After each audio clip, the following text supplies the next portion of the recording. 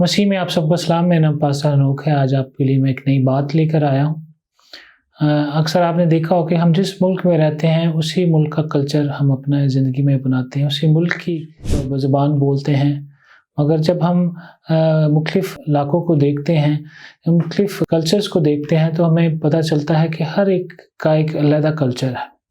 جو پنجابی ہیں پنجابی طریقے سے رہتے ہیں، جو سندھی ہیں سندھی طریقے سے رہتے ہیں، جو پٹھان ہیں پٹھان کے طریقے سے رہتے ہیں، اور اسی طرح ہم یورپ میں جائیں تو وہ ان کا ایک اپنا علیحدہ کلچر ہے۔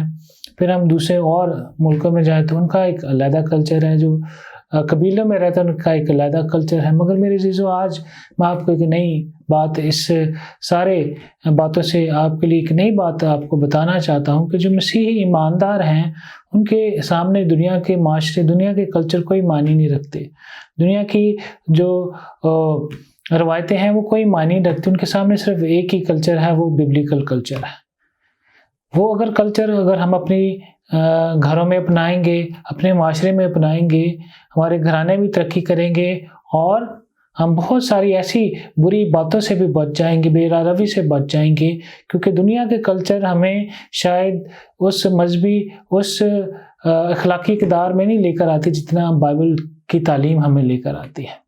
تو میرے عزیزو، سب سے پہلے میں آپ کو یہی تاکید کرتا ہوں کہ سب سے پہلے اپنے گھروں میں اس ببلیکل کلچر کو اپنائیں کہ بائبل ہمیں رہنے سہنے کا طریقہ بتاتی ہے، ہمیں پہننے کا طریقہ بتاتی ہے، ہمیں زندگی گزارنے کا طریقہ بتاتی ہے، بلکہ بائبل ایک پورا میپ ہے، پورا نقشہ ہے جو ہماری زندگی کو گزارنے میں ہماری مدد کرتا ہے، معاشرتی طور پر بھی، سماجی طور پر بھی اور روحانی طور پر بھی۔